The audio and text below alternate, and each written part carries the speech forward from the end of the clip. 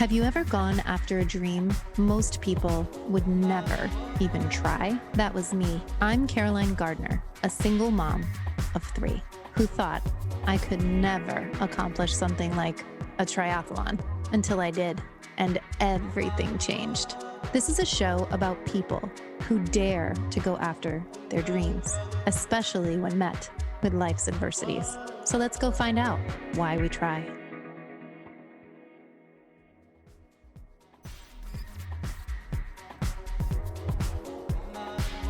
All right. Good morning, everyone, and welcome to the Why We Try podcast. I'm your host, Caroline Gardner. And today I am really excited because I am hopping the pond, as they call it, and going more north to the next guest that we have on our show. The next guest reached out after I posted some things on the Pathetic Triathlete. So that's a great Facebook group if anyone's looking for Pathetic Triathletes, a group where we can all kind of talk and come together and share some laughs in this crazy times. Without further ado, I want to introduce our next guest. She's a performance nutritionist educator, an amateur triathlete, and a kidney transplant recipient. But on top of all this, she's also a mom of 3 very busy children and active children, and she's married too. So Fiona O'Donnell, welcome to our show. How are you? I'm good. Thanks for having me, Caroline. Well, I'm so happy that we're able to zoom in here all the way from Cork, Ireland, which I wanted to point out, my coach and his wife have reported that is a destination for Ironman. That is one of the most challenging races. Yeah, absolutely. Yeah. So really excited to have you on the show. Before we get any further, did you bring any of your favorite beverage or beverages with you? I'm all stocked up. I have my coffee. This is the beverage for mums everywhere, and it's in my veins. And of course, I'm hydrating as I go. And you have your water there. Yeah. Awesome. I'm joining you with the same as well, because I agree. I have my cup of coffee here. And how do you take it? Do you take it just black, or do you put anything in it? Small drop of milk. It's a little too bitter, I think, if it's on its own. I agree with you. Like, it's kind of a juxtaposition. I say I'm a coffee snob, but then I'll have these flavored coffees, like hazelnut flavored coffees and stuff. So I'm right there with you. I have gotten myself off of sugar a long time ago, so I'm really proud of myself for that. But I need to have a little flavor, and I don't like getting all the flavored coffees. So recently I found a coconut milk creamer that's been really tasty. So I'm also adding a recovery beverage. I want to make sure I point that out because I got finished with training today. And here I'm with our nutritionist. It's so important to recover, and I'm glad you brought the water. So important. So Fiona, listen, you reached out. I was so grateful for that. Your story is one that I'm just so excited to jump in here and share with everybody. Please tell us where you or when you were introduced to triathlon. Sure. So we moved to this lovely town of Clonakilty from Dublin back in 2006. And at the time we were just running. We were running 5Ks and 4-milers and 10-milers and 10K races. And didn't really have any big plans to do marathon, but sure, they're the famous last words, really. Anyone who goes out for a short run eventually ends up doing some kind of endurance race. In West Cork, so we started up a marathon here, myself, my husband, my uncle and aunt, and we started up a marathon, which is the Clonakilty Waterfront Marathon. And through that, I guess, locally, there was loads of people joined in who weren't just runners, they were triathletes as well. So we got to know them through the marathon. And, you know, as Jim Rohn says, you're the sum of the 5 people you surround yourself with most. So it's that kind of, people around you are doing it. The social element creeps in, and they're saying, do you want to go for a cycle? You're saying, well, I don't have a bike, I better buy one. And it kind of creeps in like that. So you were introduced that way. And I have to agree. If you're surrounding yourself with active, healthy individuals, more power to you. At this point, had you had any experience with swimming you said you had the running. What about cycling over there? I would imagine cycling over there would be a great challenge, from what I've heard. Well, I suppose like everywhere, everybody cycled everywhere. Okay. When we were kids, we cycled everywhere. And I hadn't really cycled since I was a kid. I had walked, well, I'd cycled to work in Dublin. My bike kept getting robbed. So I kind of gave up on that and started using the bus. The roads here the surfaces wouldn't be great.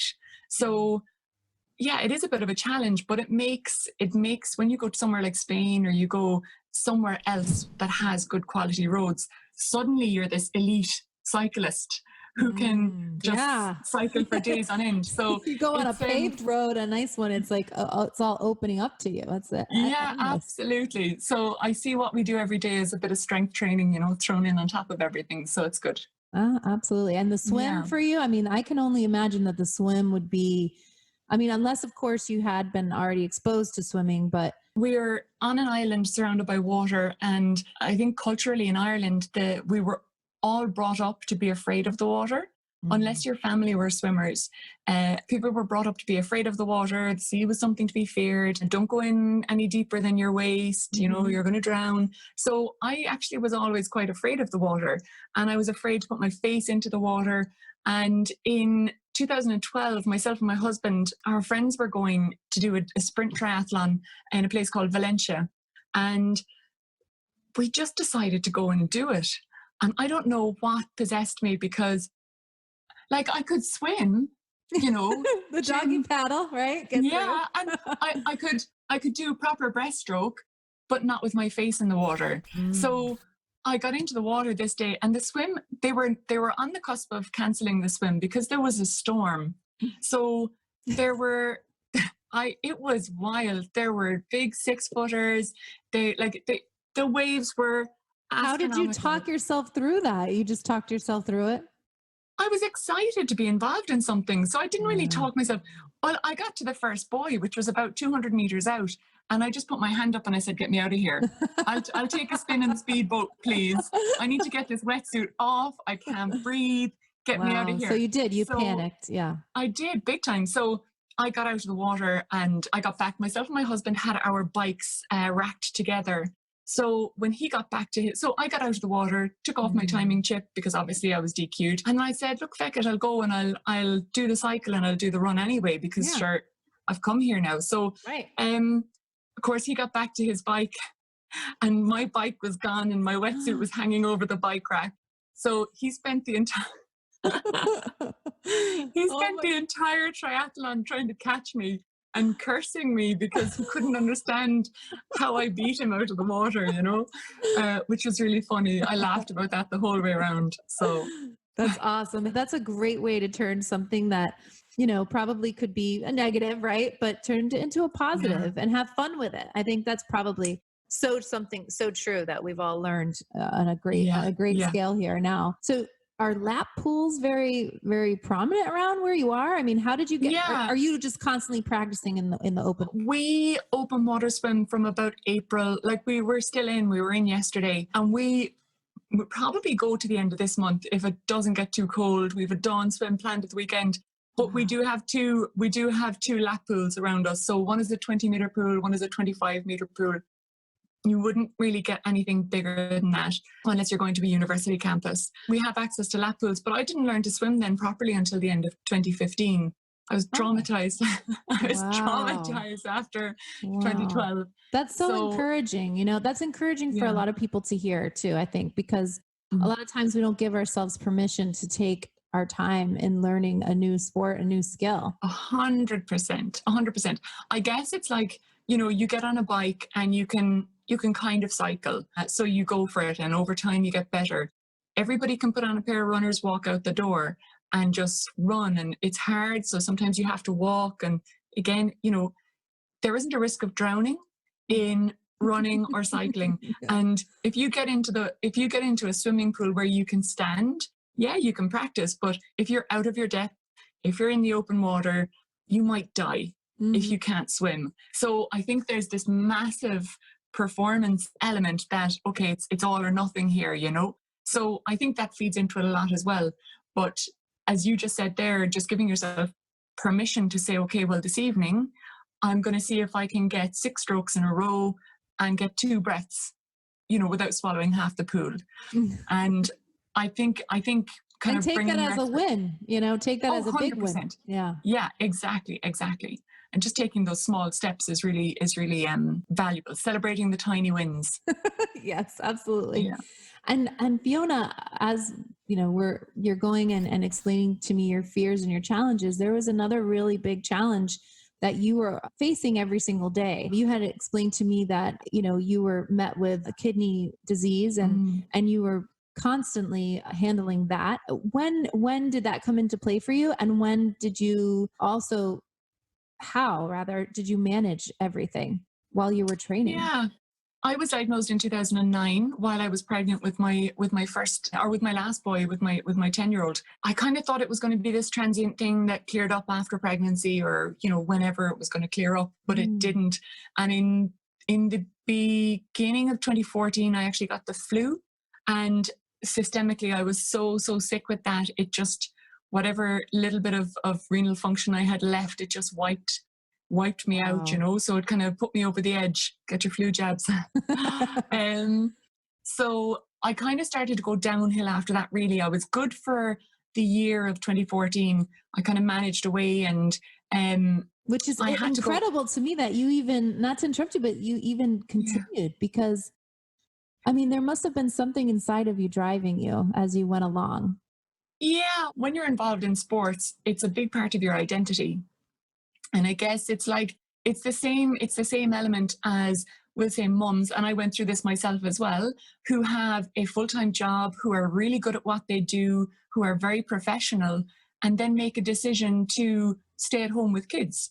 It's a really difficult decision, because it's not, oh, I'll give up my job and I'll stay at home with kids. It's more, I'm losing part of myself. I'm losing this professional part of myself that people need in that environment. And it was the same with training. And I was this person who went out every day, and it might have been that I just ran an easy 5K, or if it was a sunny day and I was feeling like it, I'd just pop out and do 15 miles. And slowly that started to be taken away from me. So suddenly I was this sick person, and that really bothered me. People would say, oh, how are you doing today? You know, since you got sick. And I'd say, I'm not sick. I'm not sick. Person in hospital in bed is sick. I'm really well, but I also have kidney disease. Right. So, you know, don't label me as being sick, please. Yes. You know, and that was really important to me. In retrospect, looking back, there were days where I was on the couch dying with pains in my legs, because when you've got renal disease, things are all over the place, and you get leg cramps and you're really tired and everything. So your circulation is, you know, your blood gets a bit sluggish. Yeah. I suppose I kind of focused more, like, when was it? 2015, I think. We had planned a trip to the Alps. We were going on a trail running week. And I mean, there were days there we were doing 25K. We had some up mountains. We had some 25K up a mountain. yeah. We had some pretty serious runs. But at the time, I was on a course of chemotherapy and high-dose steroids. So I wasn't really feeling my best.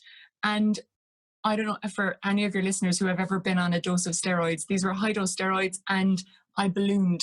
So I put on, I suppose, maybe 2 or 3 kilos of just body weight in fluid. So the first day of the camp, we were doing a trail, and it was probably about 12 kilometers. And coming back down, my center of gravity was shifted, because I was, whatever I was, maybe 3-4 kilos. Like, over the course of that week, I went from being, I don't know, a size 10, which would be your size 14, or is it? No, it's your size 6, I think, is it? Probably a size 6. Your size 6 is a size 10 in European sizes. So I would have been a size 6, but going on this camp, I would have been a size 10, because I was retaining so much fluid. Wow. So I had to buy 2 sets of running gear. But I was coming back down the hill on the very first day, and I tripped, and I just couldn't right myself. So I did a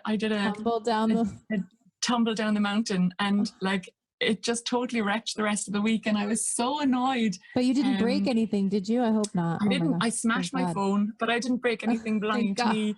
Oh, thank goodness. Tore 2 big craters in my knees, but I just kind of realized, that was the first time I realized, okay, coming out here on chemotherapy, on steroids, with renal disease, and I was planning on running, you know, my long run up a mountain. I really have to think about maybe reassessing or just shifting my goals a little bit here. And that really bothered me, but I suppose it provided me with a bit of a challenge as well.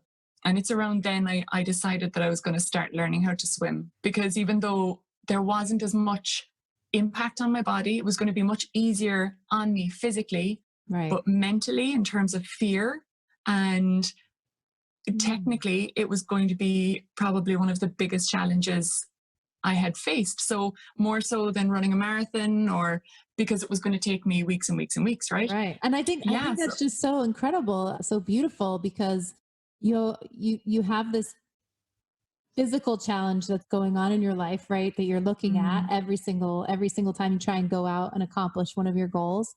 And then on the other side, you have this other fear that you're like, let me try and accomplish this. And isn't it interesting how something that we fear is going to almost, it sounds like it was almost a lifeline to kind of help you through that process of everything that you were going through. That's really remarkable. Almost a lifeline. It was a huge lifeline. Awesome. Yeah, for sure. That is so awesome. You had mentioned to me that you were able to be a recipient of a transplant. So how did that unfold? Yeah, basically the group of girls that we used to all swim together, and there was our coach, and then there was another 3 girls, and one of them, so I suppose we all went through that kind of phase of improving our swimming together, and it was a small class, and we used to have great fun down there. So we did our first triathlon the following June, and shortly after that, they kind of said, okay, Fiona, you know, you're going to have to start looking at going on dialysis shortly. And once you start on dialysis, really, you know, we have to put you on the transplant list because it's kind of a countdown timer.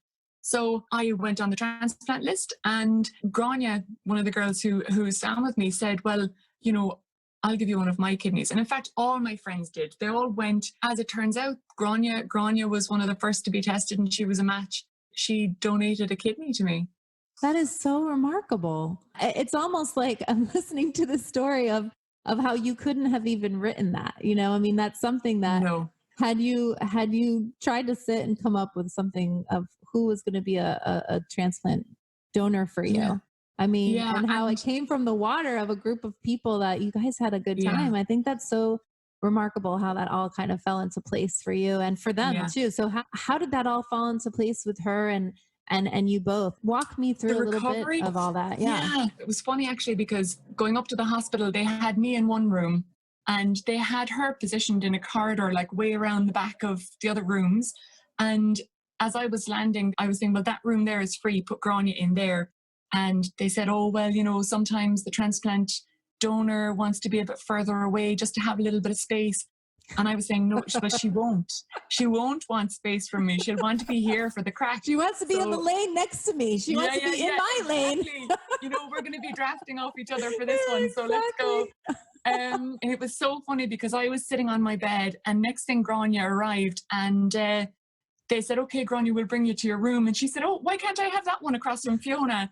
And they just started laughing. But I mean, it was literally, okay, so 24 hours later, then we both had our surgeries. And I mean, I was opened from rib to right down to the front of my groin. Grania was open across the middle of her abdomen. They cut through the transverse abdominal muscles. They cut through the rectus sheath. So like, you have a significant injury there. Standing up tall is difficult. Laughing, coughing, all that is difficult. Yes. And I swear we tested every single one of those stitches because we never stopped laughing the whole week in hospital. And it was just, but it was funny because like immediately the day after surgery, we were both up and it was like, okay, what can we do today? Come on, we'll do a length of the corridor. And we'd get halfway up the corridor, kind of holding on to each other, and then go, I'm out of breath. I can't do this. Come on, we'll turn around and we'll go back. We'll do it again in 20 minutes. And we'd go back and have a cup of tea and, you know, lie down in our beds and shout across to each other. And then we'd say, oh, my back is killing me. Come on, we'll get up and we'll go again. We were really sorry we hadn't brought step trackers because we wanted to know by the end of the week how many kilometers You're true athletes. Have I covered here? You're true athletes at heart. We want to know. We want to see. We want to make this count. We got to make this count. Yeah, exactly. Oh, I love the fact that the two of you, went through this together, but then you got yourself through the training, if you will, towards recovery. I mean, that's what Yeah. says something about how you even look back on that moment as something. Obviously, it was an amazing moment, but there are definitely some major challenges when you're trying to come through a surgery like that. But laughing through it is really the best way to do it. Oh, absolutely. Yeah, absolutely. It was good. So, It was, dare I say, it was good fun. It was really start really, really small when we left hospital and build it up really, really slowly. So it was all about strength work first and, walking for 10 minutes, resting and so on. It was doing just the basics, doing the basics, yeah, for sure. of something that we probably all take for granted. And then, of course, you go back towards your regular training, not regular, but easing yourself back into training.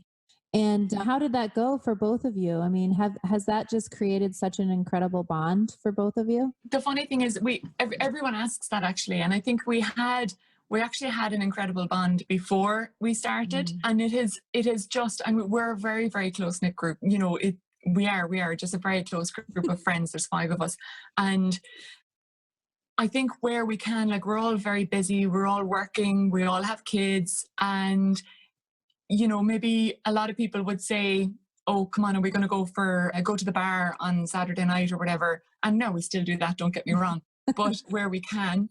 But mostly it's, okay, like one of the girls went for a dawn swim this morning. She was on to us yesterday evening. I'm going to be down at the beach at 7 a.m. Who's coming to meet me? And, I ran this morning and I put it up. And so we have this group where we'll say, anybody want to do something small? Do you want to go out for 25 minutes? Who wants to do the TT route on the bike? We'll just train for 30 minutes. Right. And, so there's always somebody there to do something with, which is good. And keeping you positive. And then, of course, as the world goes through a wonderful pandemic and everything is on pause and hold and all the plans get jumbled up, well, you have to get back to the basics again. Just same thing. Like, you're all 100%. brought back to the basics, and then you have to do what you can, when you can, and however you can.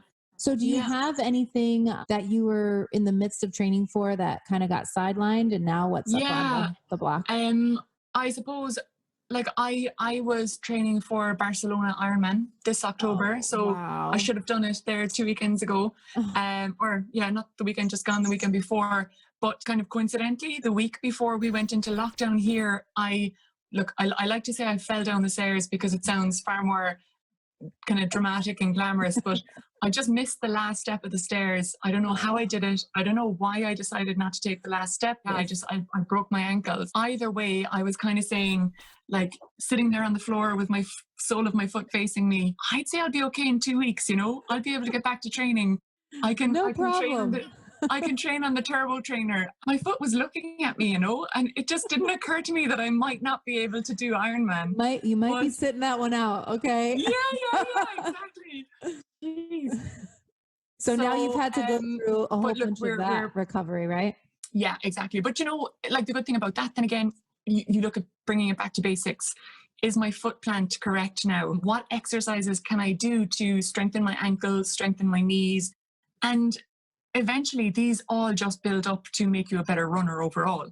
And they should be exercises that we're doing all the time anyway. It was kind of an opportunity. I think something always happens to me. If I'm not ready for something, my body always goes, I'm just going to push you over the edge of the stairs here now, Fiona, and because you need to slow down, girl. Or, I'm going to give you, I don't know, tonsillitis because you shouldn't be going in the water today. Yeah. So my body's like my bodyguard, looks out for me, and there's a lesson here somewhere. We're going to teach you one way or another, right? Yeah. I think it's probably that I keep signing up for things that I'm not quite ready for.